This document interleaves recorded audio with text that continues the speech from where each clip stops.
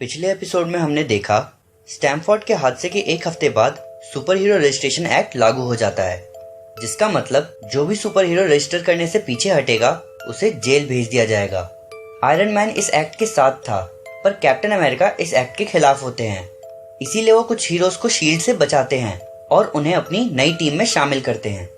लेकिन स्पाइडरमैन की सोच कुछ अलग थी। उसने न सिर्फ इस एक्ट पर साइन किया बल्कि अपना मास्क भी उतार दिया सबके सामने।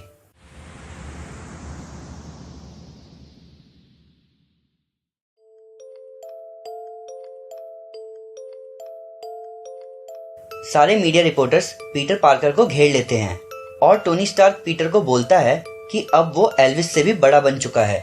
आगे हम देखते हैं मिस्टर फैंटास्टिक को, जो कि वकांडा आए हुए होते हैं ताकि ब्लैक पैंथर को रजिस्ट्रेशन एक्ट के बारे में बता सके और उसको अपनी टीम में शामिल कर सके।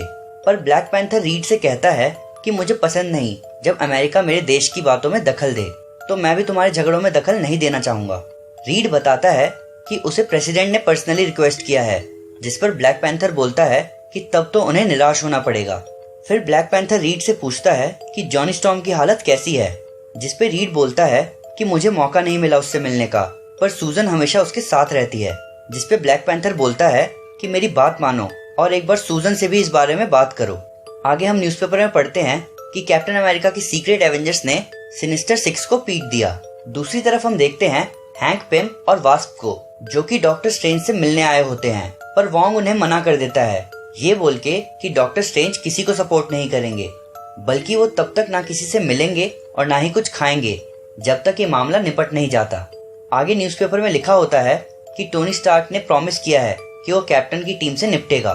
आगे हम देखते हैं कि टोनी स्टार्क वेस्टचेस्टर आया हुआ होता है एमा फ्रॉस्ट से मिलने, ताकि वो पूरे एक्समैन को अपनी साइड कर सके।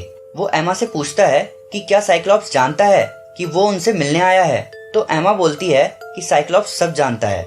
फिर टोनी एमा से बोलता है कि तुम जानती हो कि मैं क्यों आया हूँ, तो एमा बोलती है कि हम लोगों ने कल रात को ही एक मीटिंग रखी थी जिसमें हमने डिसाइड किया है कि हम कैप्टन और उनकी टीम से लड़ने में तुम लोगों की मदद नहीं करेंगे।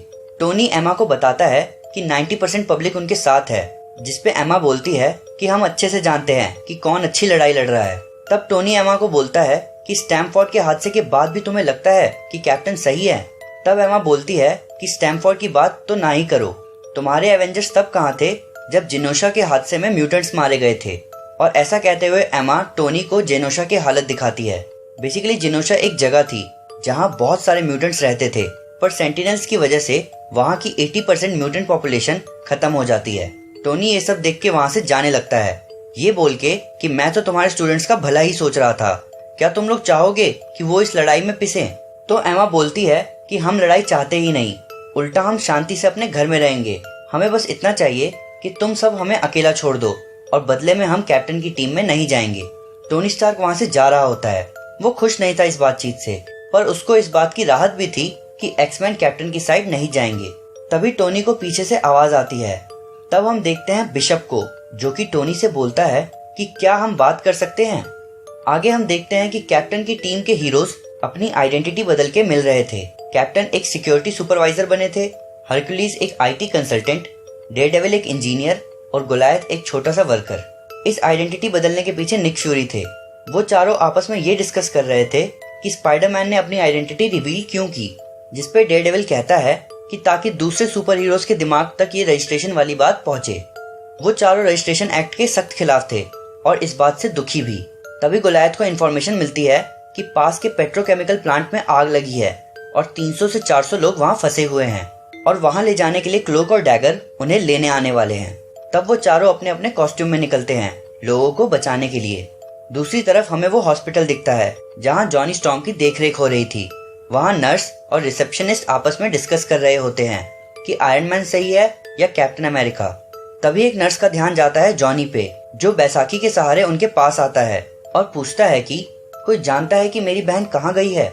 आगे हमें वो पेट्रोकेमिकल प्लांट दिखता है। कैप्टन की टीम के सारे मेंबर्स वहाँ क्लोक और वीगन के टेलीपोर्टेशन की मदद से पहुँचते हैं। कैप्टन केबल से पूछते हैं कि कितने वर्कर्स की बात की गई थी, जिसपे केबल कहता है कि 300 से 400 वर्कर्स की बात कही गई थी, पर यहाँ कुछ गड़बड़ लग रही है। तभी केबल का ध्यान प्लांट के बोर्ड पर जाता है, जिससे वो समझ जाता है कि ये प्लांट टोनी स्टार्क का है और उन लोगों को फंसाया गया है। तभी क्लोक और वीगन पर कुछ डार्ट्स लगते हैं और हमें दिखता है आयरन मैन अपनी पूरी टीम के साथ। हल्कलिंग कैप्टन से पूछता है कि क्लोक और वीगन को क्या हुआ है, इनकी बॉडी ठंडी होती जा रही है। तब दूसरी तरफ से स्पाइडरमैन बताता है कि उन्हें बेहोश किया गया है ताकि तुम लोग यहाँ से टेलीपोर्ट ना हो सको। तब हम देखते हैं शील्ड के एजेंट्स को जिन्होंने हेलीकॉप्टर से कैप्टन की टीम पर एम कर रखा था। तब मारिया हिल शील्ड हेलीकैरियर से उन एजेंट्स को ऑर्डर देती है कि जब तक तुम्हें कोई ऑर्डर ना मिले किसी पर हमला मत करना। कैप्टन आयरन मैन से पूछते हैं कि एजेंट्स गोली क्यों नहीं चला रहे हैं, जिसपे आयरन मैन बोलता है कि हम तुम्हें अरेस्ट करने नहीं बल्कि फाइनल ऑफर देने आए हैं। तब कैप्टन कहते हैं कि क्या तुम कहना चाहते हो कि हम सरेंडर कर दें। तब स्पाइडरमैन बोलता है कि हमारी लड़ाई से अगर किसी को फायदा है तो वो हैं बुरे लोग, क्या ये आपके आदर्शों के खिलाफ नहीं है। तब कैप्टन बोलते हैं कि आदर्शों की बात तुम तो करो ही मत, क्या मैरी जेन इस बात से खुश है कि सारे विलन्स के पास उसके घर का एड्रेस है। तब आयरन मैन बोलता है कि हम जानते हैं कि तुम गुस्से में हो, पर दुनिया अब बदल चुकी है। पब्लिक हीरोज को मास्क में नहीं देखना चाहते, वो चाहते हैं कि वो सेफ फील करे और इस रजिस्ट्रेशन एक्ट के अलावा हमारे पास कोई और चारा नहीं है। फिर टोनी बोलता है कि तुम मुझे जानते हो, मैं तुमसे लड़ना नहीं चाहता, बस मुझे एक मौका दो अपनी बात समझाने का। और ऐसा कह के आयरन मैन अपना हाथ आगे बढ़ाता है। कैप्टन पहले आयरन मैन के हाथों की तरफ देखते हैं और फिर वो शील्ड के हेलीकॉप्टर्स की तरफ देखते हैं। फिर वो आयरन मैन से हाथ मिलाते हुए कहते हैं कि तुम्हारे पास 5 मिनट हैं। आयरन मैन कहता है कि मुझे बस 5 मिनट ही चाहिए। स्पाइडरमैन खुश हो जाता है, पर तभी आयरन मैन नोटिस करता है कि कैप्टन ने उसके हाथ पर कुछ लगाया है। तभी कैप्टन अमेरिका आयरन मैन को पंच मारते हुए कहते हैं कि निक फ्यूरी की टीम ने उन्हें ये इलेक्ट्रॉन स्क्रैम्बलर दिया था ताकि वो लोग आयरन मैन से निपट सके। तब कैप्टन अगला वार करते हुए कहते हैं कि तुम्हें वीगन और डैगर पर हमला नहीं करना चाहिए था। दूसरी तरफ गोलायथ आयरन मैन की टीम पर अटैक कर देता है, जिसके रिस्पॉन्स में हैंक पिम भी बड़े हो जाते हैं और तभी सारे सुपर हीरोज के बीच लड़ाई शुरू हो जाती है। शील्ड के एजेंट्स को बताया जाता है कि वो लोग लड़ाई में इन्वॉल्व ना हो, कोड नेम लाइटनिंग आने वाला है। सुपर हीरोज आपस में लड़ रहे होते हैं, कई हीरोज नहीं लड़ना चाहते पर अपनी टीम की वजह से मजबूर होते हैं। तभी स्पाइडरमैन कैप्टन की शील्ड को हवा में पकड़ लेता है और उससे उनके टीम के लोगों पर अटैक करता है और अचानक गायब हो जाता है। कैप्टन समझ जाते हैं कि ये नया सूट टोनी ने डिजाइन किया है, जिसके स्टेल्थ मोड की वजह से स्पाइडरमैन गायब हो गया। तभी स्पाइडरमैन अचानक कैप्टन पर अटैक करता है। दूसरी तरफ आयरन मैन का सूट रीरूट होके रीबूट होता है और आयरन मैन वापस खड़ा होता है और वो कैप्टन को उड़ा के एक जगह घेर देता है और उनकी पिटाई करना शुरू कर देता है। कैप्टन चाह के भी आयरन मैन पर अटैक नहीं कर पाते, जिसपे आयरन मैन बताता है कि उनका लड़ना बेकार है क्योंकि आयरन मैन का आर्मर कैप्टन के सारे मूव्स रिकॉर्ड कर चुका है, जिसका मतलब वो कैप्टन के अगले मूव को भी जानता है। कैप्टन बुरी तरह पिट रहे होते हैं। तभी हरक्यूलिस भाग के जाता है कैप्टन को बचाने।